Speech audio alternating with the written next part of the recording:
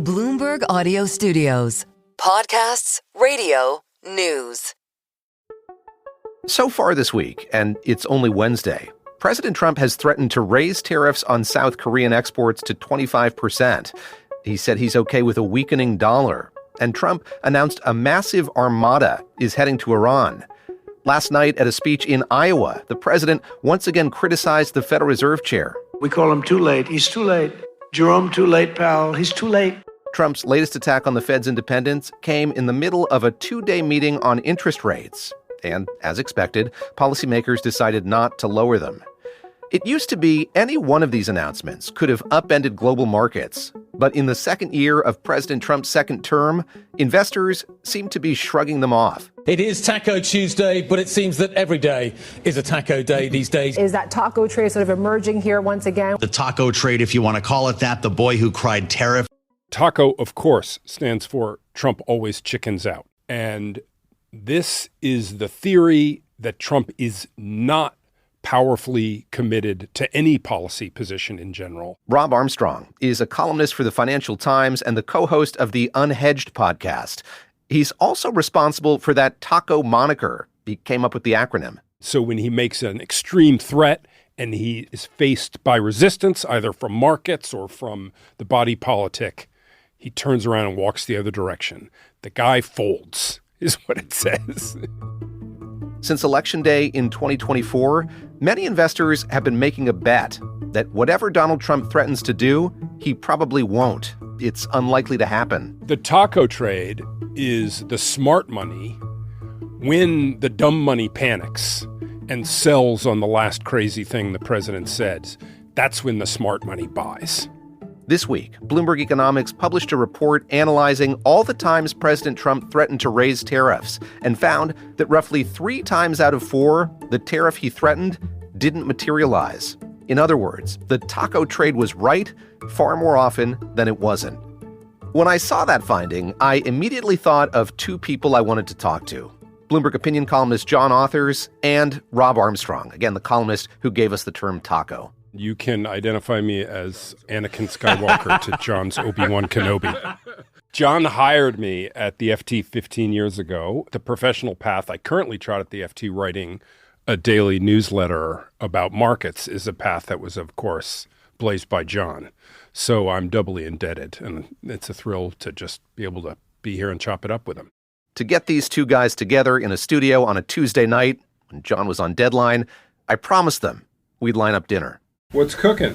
Looks like tacos. I couldn't resist. The 3 of us ate, and then we talked about how the taco trade has evolved over the past year and how it seems to be changing in real time. More than one economist has pointed out to me that taco seems like an unstable equilibrium because, each time we go through the cycle, the market is less impressed with the stuff Trump says. Yes. And so in order to get the response that would make him change direction, he has to say progressively crazier and crazier stuff. And eventually you drive the car over the cliff and the joke's on everyone. I'm David Gura, and this is The Big Take from Bloomberg News. Today on the show, digging into the taco trade, why Wall Street has come to count on President Trump backing down, and what it could mean if investors keep getting rewarded for not taking the President of the United States at his word.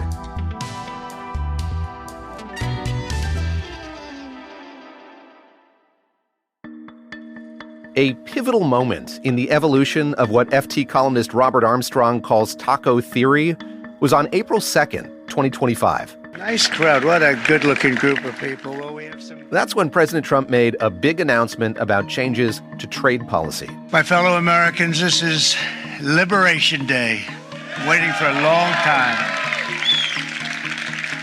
April 2nd, 2025 will forever be remembered as the day American industry was reborn, the day America's destiny was reclaimed. Like many of us, Rob and Bloomberg's John Authers were paying close attention. The president had made a lot of noise in the run-up to this event in the Rose Garden.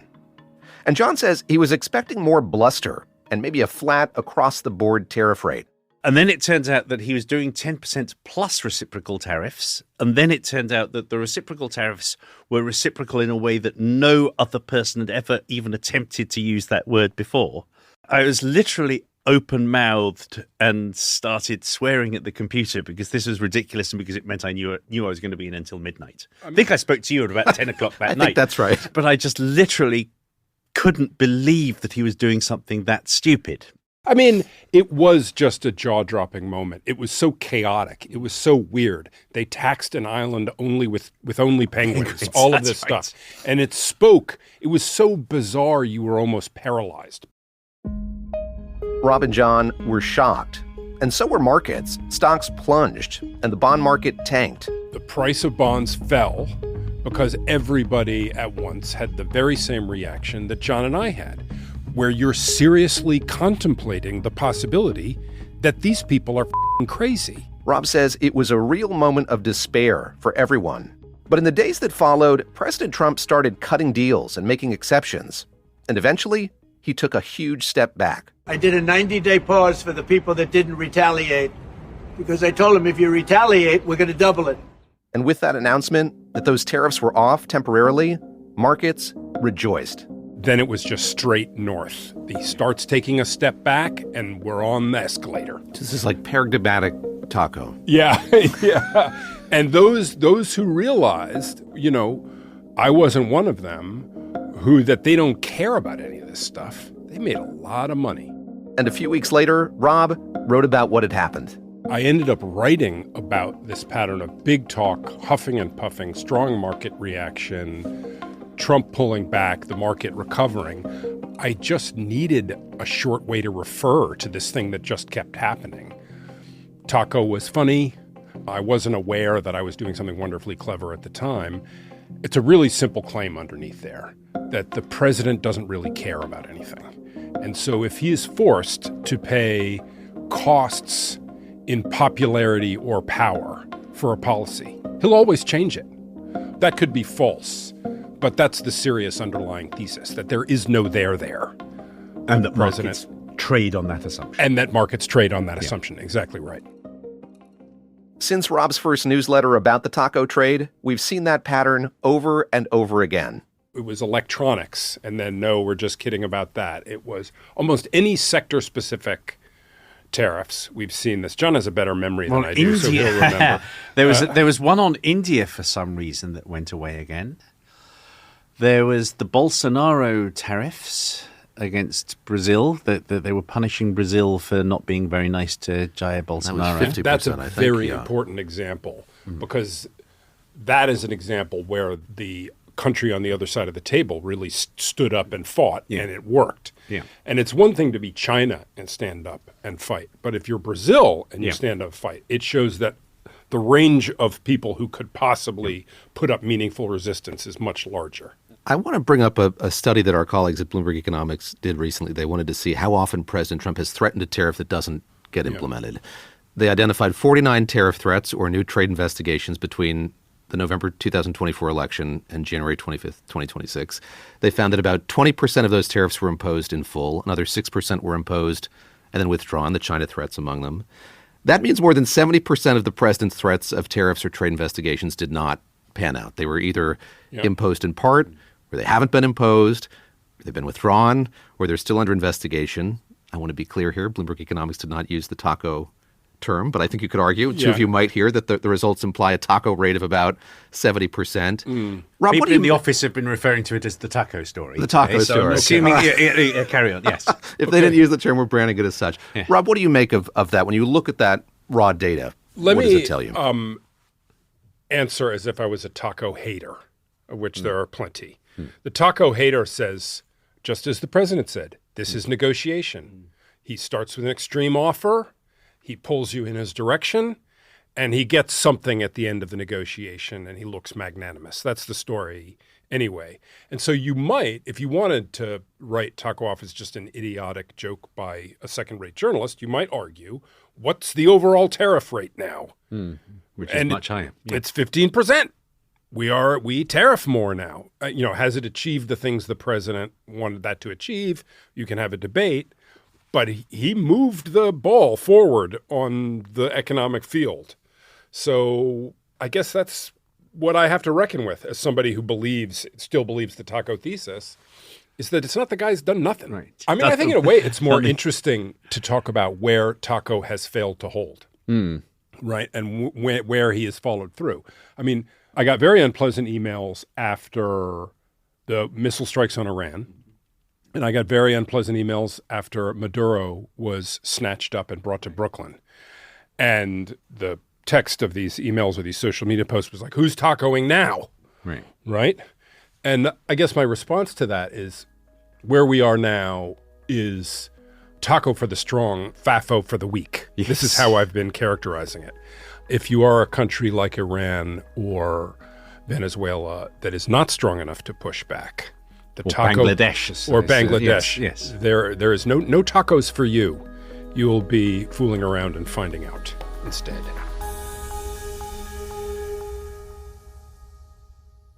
Coming up after the break, the state of the taco trade today, where it goes from here, and the consequences for everyone of Wall Street's bet the president will always back down.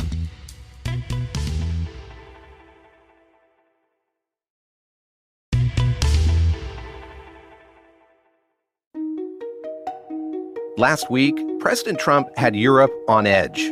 The president made it clear he wanted to make Greenland part of the United States.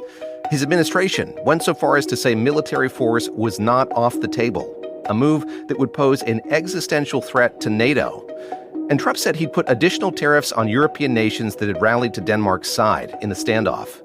In a speech at the World Economic Forum's annual meeting in Davos, the president doubled down on his demands. You can say yes, and we will be very appreciative, or you can say no, and we will remember.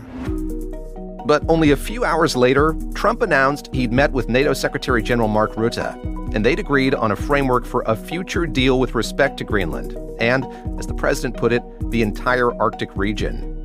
And Trump backed off the threat of those additional tariffs. I asked Bloomberg Opinion's John Authers and the FT's Rob Armstrong if the president's move in Davos could be categorized as a taco. I think it's an ambiguous case. John may And disagree. why is that? Why is that? Markets didn't move that much, first of all. Complacent during the speech? Right. Ended the day higher. Markets, yeah. And you know, markets were down. The dollar was down 1.5% or something, and the S&P was down 2% on this really serious huffing puffing. So if he was backing off in the face of pressure, it was political pressure in the form of a more unified Europe. It did look like what happened after Liberation Day, but just a tiny echo of it. Tiny. You did have the combination of bond yields going up while the dollar goes down, which is a sort of classic emerging markets crisis. And John and Rob emphasized it's the bond market, not the stock market, that really matters here. The stock market, despite appearances, matters less. We discovered that Donald Trump was actually prepared to look through a fairly big reverse in the stock market, and he probably recognizes that his people don't care as much about the stock market. The bond market is normally when you're scared, you buy bonds. When you are scared in such a way that you sell bonds, that is very dangerous. That's a very unusual state of affairs.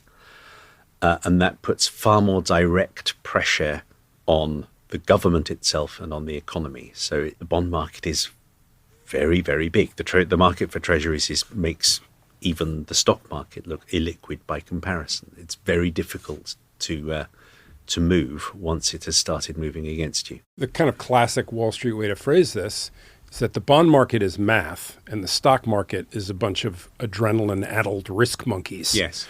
And so so that you get these much more dramatic responses much more quickly in the stock market. But you kind of expect it from the monkeys. Yes. When the grown-ups in the bond market start to freak out, then you really have a problem. There's another dynamic. As the idea of taco is absorbed widely, with more investors assuming Trump will walk back his threats, the taco trade loses its power, and it takes bolder threats to make markets respond. Like any good economic insight, it degrades itself over time. The market incorporates it and it starts to disappear.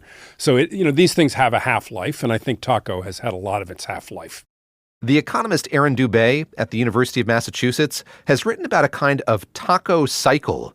As markets learn to shrug off increasingly extreme statements from the president, that could encourage him to make even bolder promises before he has to contend with a market reaction.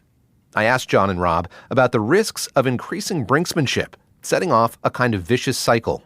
I am inclined to agree with that. I guess again, it's just this agonizing thing that we all have to spend so much of our time gauging the thought process of this one individual, whose thought processes are idiosyncratic. Reverting to my FT training for a second to give you some British understatement. Yeah.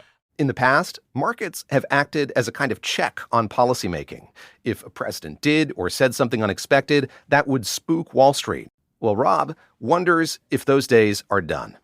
Is the relationship between markets and American presidential power forever changed by Trump? Is the game different now? I don't, but that, what will the next person to sit in the Oval Office learn about the kind of dance that presidents have to dance with the market from Trump? And I think, that's a fascinating way to put it. Throwing things forward, I think a lot depends on the midterms. The administration, the reason markets are doing as well as they are at the moment is because there is an awful lot of stimulus and liquidity out there, and the administration, it's not being shy about this, is trying to stimulate the economy to push us through the midterms. If it succeeds, that will be very much taken in Britain, where the incumbent party could choose when to go to the polls. You had the concept of stop-go economics, that you would prime the pump, win your election, and then give people their medicine for a year or two before you prime the pump again. You might find that there is an attempt to impose that cycle again here, or at least when there isn't gridlock in Congress, that there's some kind of an attempt to make that work. When I talk to shell-shocked market participants about being exhausted in the way John described and not knowing how to read this stuff and being worried about their portfolios, which is what they're paid to do, is worry all along. The topic of the Supreme Court comes up pretty quickly. Yes.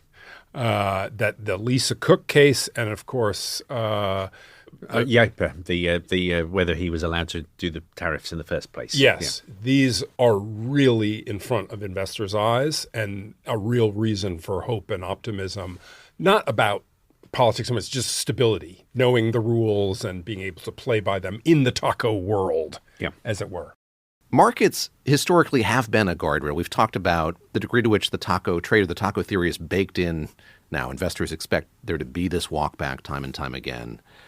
Rob, I'll start with you. What is lost if markets aren't providing the kind of guardrail that they have been in the past? In a world where markets don't believe anything the government says, the worry is that markets realize too late the damage that has actually been done. So markets don't believe that the stuff he's saying is going to happen. If they wake up to the reality that something big has happened too late, I mean, that's the risk.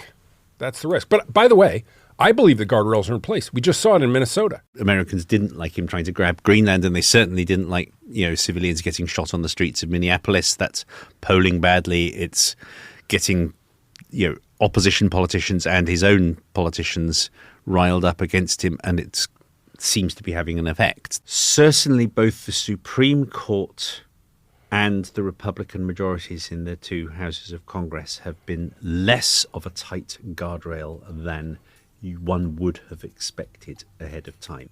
Yeah. Plainly, those guardrails have been less strong or less, they haven't been utilized in quite the way that you might have expected, but they are still there. But the action is at the Fed, right? Yes. From the point of view of us, of markets people, Yes. The action is, can Trump bring this institution to its knees?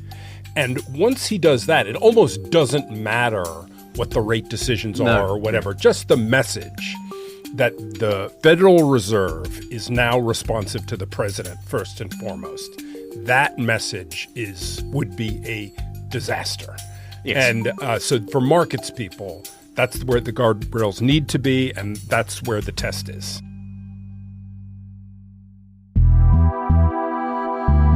This is The Big Take from Bloomberg News. I'm David Gura. To get more from The Big Take and unlimited access to all of Bloomberg.com, subscribe today at Bloomberg.com/podcast offer.